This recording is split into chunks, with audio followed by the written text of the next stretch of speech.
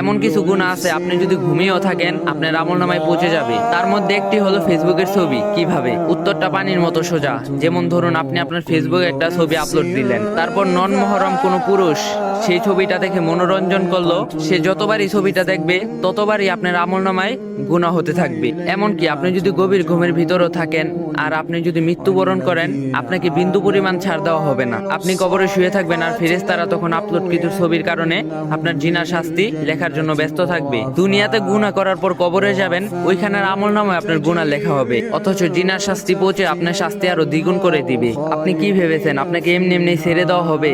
বোন, আমাদের জিনার শাস্তি বড়ই কঠিন। রাসূল সাল্লাল্লাহু আলাইহি সাল্লাম বলেছেন, জিনকারিনীর কিয়ামত পর্যন্ত জ্বলন্ত আগুনে পুড়তে থাকবে। দুনিয়াতে সামান্য গরমে আপনি বেহুশ হয়ে যান, তাহলে কিভাবে সহ্য করবেন জাহান্নামের ওই আগুন? আপনার রূপ লাবণ্য সবকিছুই তো আপনার স্বামীর জন্য, ফেসবুক ওই নন মুহররমদের জন্য নয়।